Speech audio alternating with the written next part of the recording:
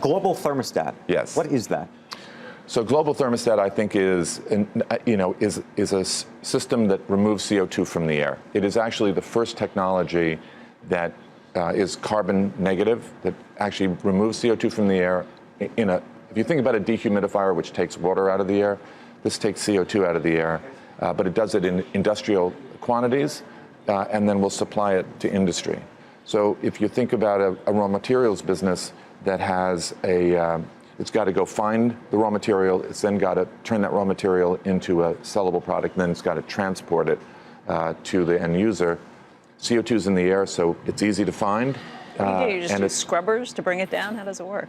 We don't use scrubbers because we're getting it from the air, not from emitting sources.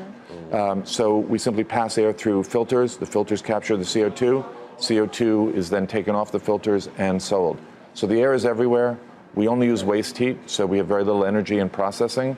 And then we have no transportation because we just take the CO2 out wherever the customer is. Don't take too much out, please. The plants would be, well, that's why we call it global thermostat. So okay, all right. We can turn it on, we can turn it off. All right. And can this work at scale? Yes, it can work at scale. It's a modular system, and we're building our first commercial unit now for a very, very large industrial company, and we're very excited. I could argue this either of two ways.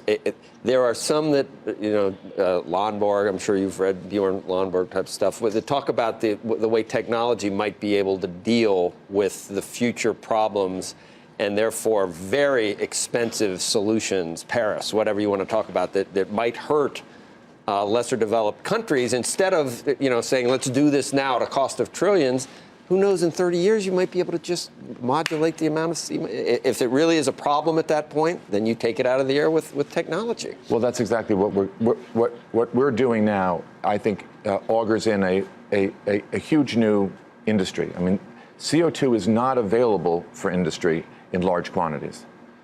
And large industries need CO2. Agriculture needs CO2. So you'd actually use what you're taking out of that? That's pretty interesting. No, that's the whole point. The point is not to take it out of the air just to keep it out of the air. This is not an environmental.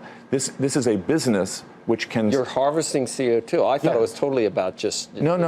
I think you have to use. But the thermostat name implies that you're trying to modulate global temperatures, aren't you? Listen, I got the name right with the creative. Maybe I got the name wrong with global thermostat.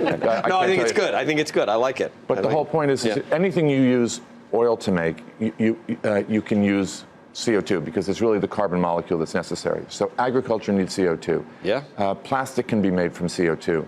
Carbon fiber can become cheap enough to build buildings.